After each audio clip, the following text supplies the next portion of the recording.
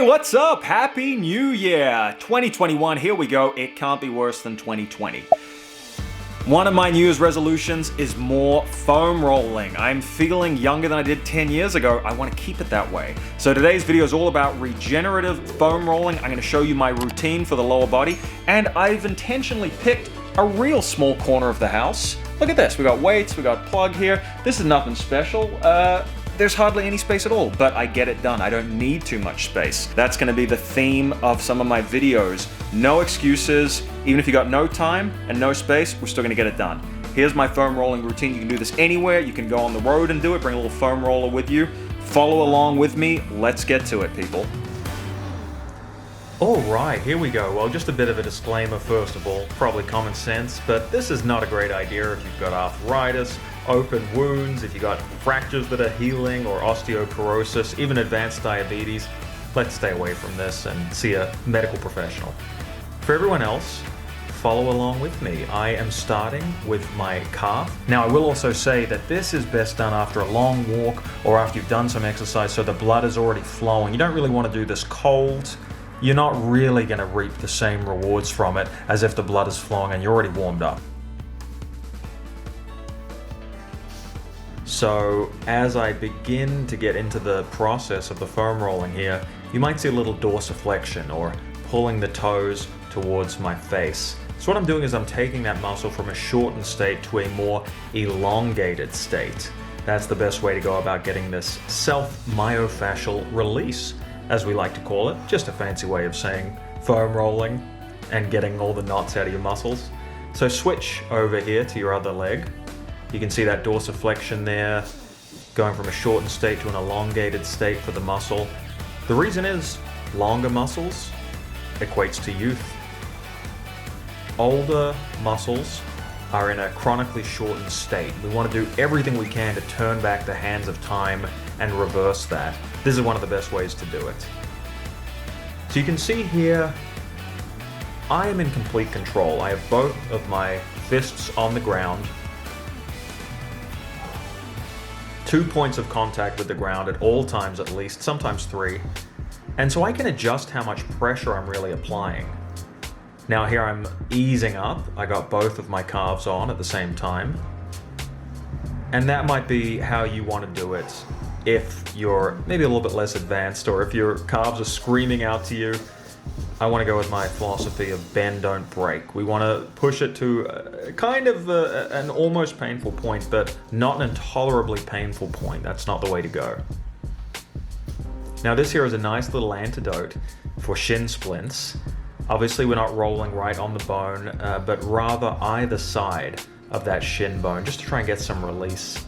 And you'll see that I do a little bit of dorsiflexion, just trying to get the blood flowing into these tissues here, which can get really tight if you're running a lot. I don't run on flat concrete surfaces anymore. Maybe the track at the park, maybe the beach. Organic surfaces are okay, but certainly not that man-made concrete. Too hard on the knees and hips. I do run stairs though, and so I do beat up my legs a little bit, and the shins will really feel it.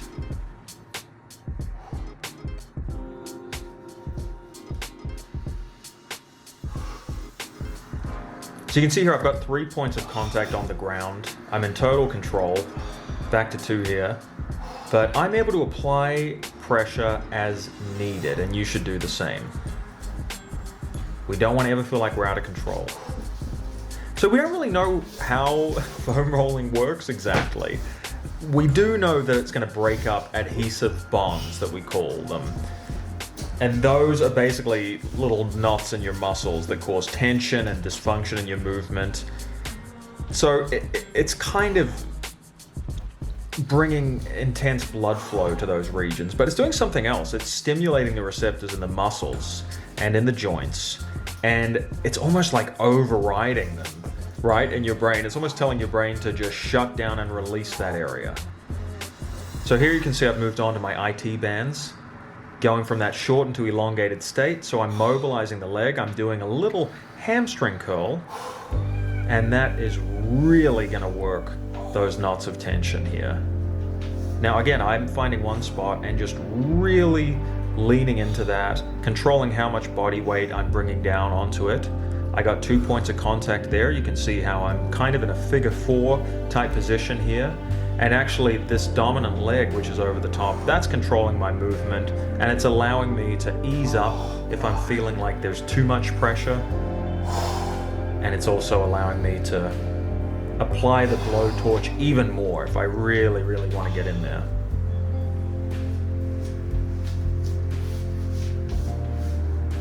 All right, now we're moving on to the thigh.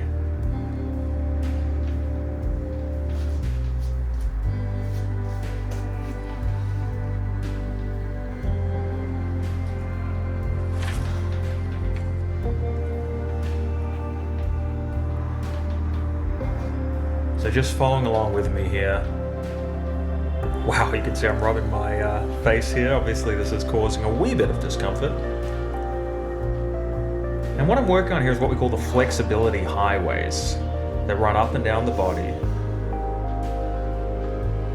These proprioceptors that are throughout the body that are going to allow our muscles to lengthen as needed and stay nice and flexible. You got to remember, movement is a gift. We want to hold on to that gift as long as we can.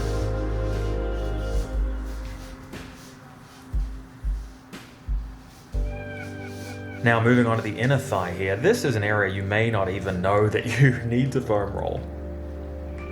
But the adductors and abductors are so responsible for so much of the way we move, and we want to be able to move laterally with efficiency and a good range of motion, and this is going to help with that. You're also probably going to find it takes some pressure off your knee. If you're feeling really tight in the knee, often getting into this area here actually releases a bit of tension that you're feeling on it.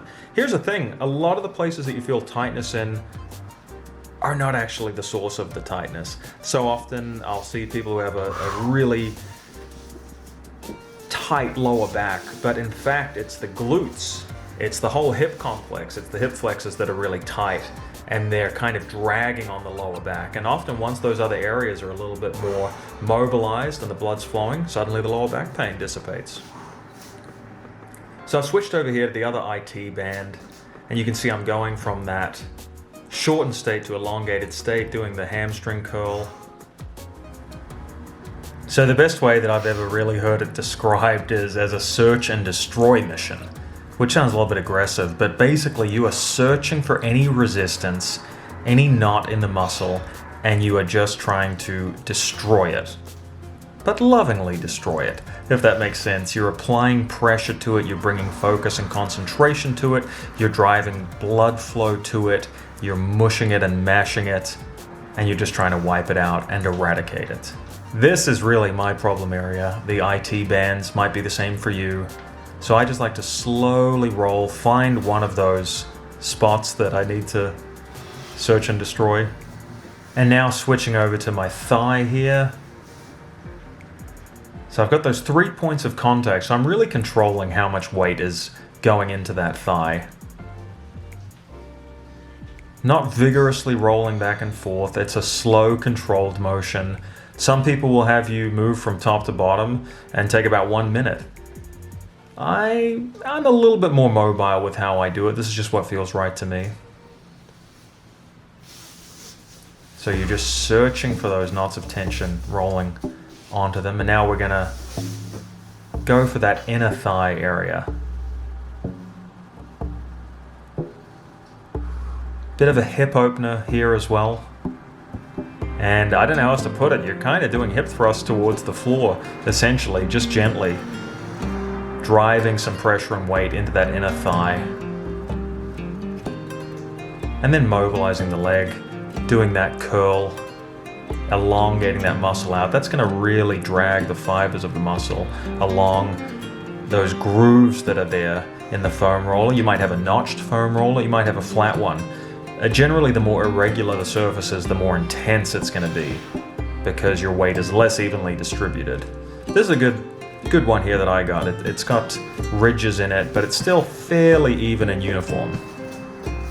I do have one with some pretty heavy-duty bumps on it for when I really need a little extra. Now moving on to the hamstrings here. I'm going to start with both legs. This can be a delicate area, so you don't want to go too hard too fast. But I'm just getting the lay of the land here, just kind of feeling it out, seeing where the tension is. And now I'm moving on to focusing on one leg in particular. So again, I'm doing that kind of figure 4 type pose, posture there. And that's going to allow me to really control how much weight I'm putting into that right hamstring. Switch over. I got my hands back there. Really in control, never feeling out of control in any of these movements. And I'm just rolling. If I find some resistance, I'm lovingly applying pressure and going laterally as well as up and down. It's all about movement here, you know. Motion is the lotion, apparently. That's what they say. I think that saying means blood flow is the lotion. Lubricates the joints, keeps everything working. Moved on to the buttocks here, again starting with both simultaneously, and then I'm getting back into this figure 4 posture. Still got all my weight really going back into my hands, so I'm very much in control here. And just rotating the hips a little bit till I can find that sweet spot in my butt that really needs attention.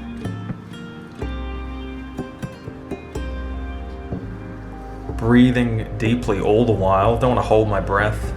You shouldn't either.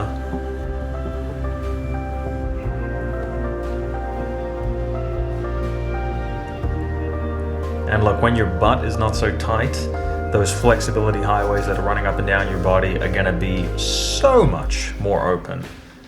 Those proprioceptors that are in the muscles, allowing them to lengthen and release. We're working on those flexibility highways here. Going to have you mobile from head to toe if you keep doing routines like this.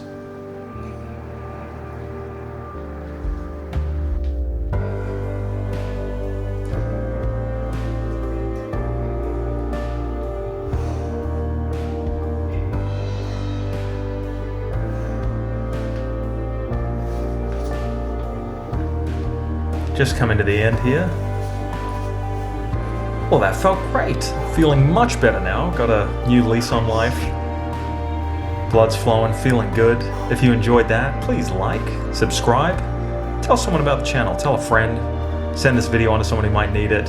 Yeah, that's a good idea. I do appreciate you. Thank you so much for watching, and I hope you have an awesome day. Bye for now.